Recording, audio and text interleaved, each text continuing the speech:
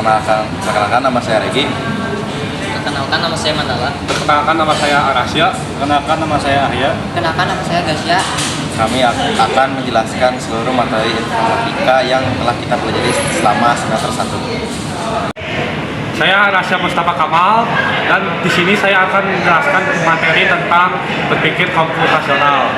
Berpikir komputasional adalah suatu metode menyelesaikan persoalan dengan menerapkan teknik ilmu komputer atau berpikir seperti halnya sebuah komputer yang menggunakan logika atau algoritma.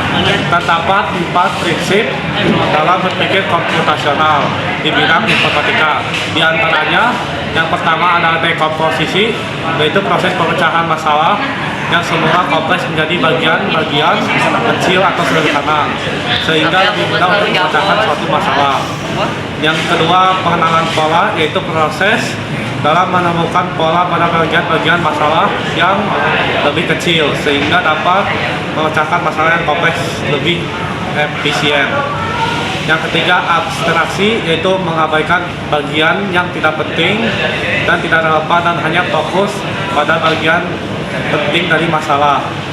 Lalu yang terakhir ada algoritma, yaitu membuat langkah-langkah secara terurut untuk mencapai suatu solusi. Mandala akan menjelaskan materi flowchart. Flowchart adalah alat visual yang digunakan untuk merepresentasikan alur kerja atau proses dalam bentuk diagram. Dalam dunia pemrograman dan sistem flowchart digunakan untuk merencanakan dan menganalisis dan memahami langkah-langkah yang diperlukan dalam menyelesaikan suatu tugas atau masalah. Yang pertama, simbol flowchart dan fungsinya. Simbol ini menandakan awal dan akhir dari suatu proses atau algoritma. Kedua, ada simbol proses. Simbol ini digunakan untuk menunjukkan langkah-langkah atau tindakan yang harus dilakukan dalam proses. Yang ketiga, simbol keputusan.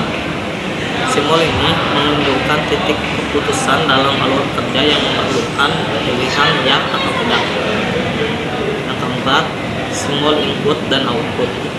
Simbol ini digunakan untuk menunjukkan input atau output data dalam proses. Kelima, ada simbol penghubung. Digunakan untuk menghubungkan bagian-bagian flowchart yang terpisah. Kedua, ada fungsi flowchart dalam pemrograman dan sistem. Fungsi flowchart adalah merencanakan proses, menganalisis algoritma, memudahkan komunikasi, dan memperbaiki kesalahan. Tiga, contoh flowchart dalam pemrograman. Pertama, ada flowchart program sederhana dan flowchart dokumen. Ya. Oke, saya Regi Rehan akan menjelaskan tentang algoritma. Algoritma adalah sekumpulan aturan-aturan berhingga yang memberikan sederetan operasi-operasi untuk menyelesaikan masalah tertentu. Sederhananya adalah algoritma suatu langkah atau metode yang telah direncanakan secara matang agar berurutan dan tersusun rapi, serta sering digunakan untuk menyelesaikan suatu masalah dengan memberi petunjuk tindakan. Jenis-jenis algoritma diantaranya: 1. Algoritma rekursif adalah jenis algoritma yang akan melakukan perulangan sendiri hingga masalahnya terpecahkan. Selain itu, algoritma akan memanggil dirinya sendiri berulang kali hingga masalahnya terpecahkan. Algoritma divide merupakan salah satu jenis algoritma yang membagi suatu masalah menjadi beberapa bagian. Selanjutnya, algoritma dynamic programming merupakan algoritma yang bekerja dengan cara mencari solusi dari setiap bagian terkecil dari suatu permasalahan. Hasilnya akan disimpan untuk menyelesaikan permasalahan baru di masa yang akan datang. Keempat, algoritma greedy merupakan algoritma yang digunakan untuk mencari permasalahan optimasi. Cara kerja algoritma ini adalah mencari solusi optimal, lokal, ataupun konsekuensi yang diterimanya, sehingga dapat ditemukan solusi optimal global. Kelima, yang terakhir adalah algoritma brute force. Ini merupakan jenis algoritma dengan konsep yang paling sederhana. Algoritma ini menggunakan iterasi dari setiap solusi yang ditemukan untuk menemukan solusi yang paling sesuai dengan permasalahan yang ada. Oke, sekian dari saya. Saya Gasya Madika Akram, saya akan menjelaskan materi tentang gerbang logika. Gerbang-gerbang logika merupakan dasar untuk membangun rangkaian elektronika digital. Keluaran dan masukan gerbang logika ini dinyatakan dalam kondisi high 1 atau low 0. Dalam suatu sistem TTL level high diwakili dengan tegangan 5 volt, sedangkan level low diwakili dengan tegangan 0 volt. Logika ada 5 gerbang logika yang akan saya terangkan, yaitu AND, OR, NOT, NAND, dan NOT. Gerbang logika inverter atau NOT merupakan suatu rangkaian logika yang berfungsi sebagai pembalik. Jika masukan berlogika 1, maka keluaran akan berlogika 0, demikian sebaliknya. Fungsi gerbang NOT, Y sama dengan NOT A, Y sama dengan A. Misalnya, A-nya adalah 1 dan Y-nya berarti jadi 0. Gerbang logika non-inverter berbeda dengan gerbang logika inverter yang sinyal masukannya hanya 1. Untuk gerbang logika non-inverter, sinyal masukannya ada 2 atau lebih, sehingga hasil sinyal keluar sangat tergantung pada sinyal masukannya dan gerbang logikanya yang dilaluinya. Yang termasuk dalam kategori tersebut adalah gerbang N. Gerbang N masukan dapat dianalogikan sebagai 2 saklar seri untuk menghidupkan lampu. Fungsi gerbang N, Y sama dengan A, NB sama dengan A kali B sama dengan AB. Misalnya A sama dengan A, B nya sama dengan 0, jadi Y hasilnya adalah A kali 0 sama dengan 0. Gerbang OR, masukan dapat dianalogikan sebagai 2 saklar paralel untuk menghidupkan lampu, sebagaimana di mana lampu akan menyala bila salah satu saklar SA atau saklar SB ditutup. Fungsi gerbang OR, Y sama dengan A OR B sama dengan A tambah B. Misal A-nya adalah 1, B-nya adalah 1, maka Y-nya 1 tambah 1 sama dengan 1.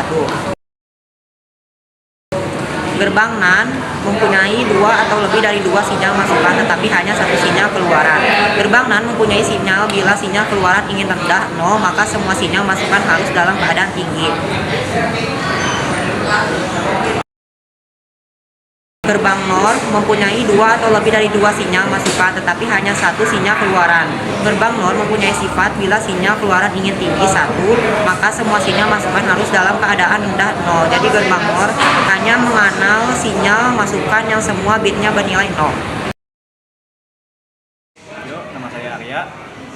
Pada video ini saya akan menjelaskan tentang konversi bilangan. Jadi apa sih itu konversi bilangan? Jadi konversi bilangan adalah proses mengubah satu bilangan dari satu sistem bilangan ke sistem bilangan lain. Nah, sistem bilangan yang sering digunakan adalah yang pertama ada desimal dengan basis 10, itu menggunakan angka 0 sampai 9, contohnya 3, 4, dan 5.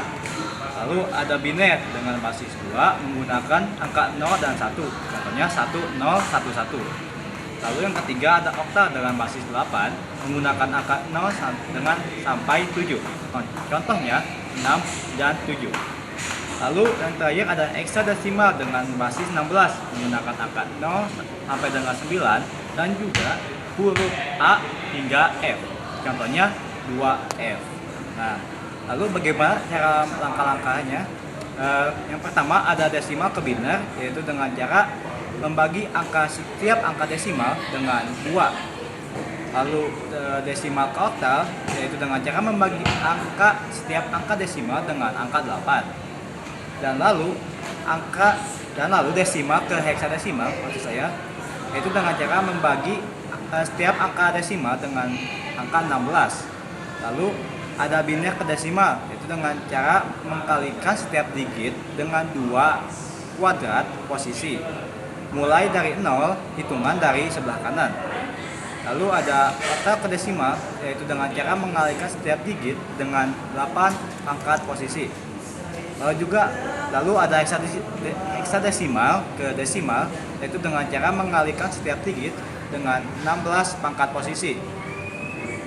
Lalu ada konversi antar sistem non-desimal, yaitu dengan cara mengubah ke desimal sebagai perantara terlebih dahulu, lalu konversi ke sistem tujuan. Nah, konversi ini penting dalam komputasi, terutama dalam pengolahan data dan komunikasi digital. Sekian. Teman, sekian dari kami dan kelompok 5. Apabila ada kesalahan, kami mohon maaf dan kami juga izin pamit. Assalamualaikum warahmatullahi wabarakatuh.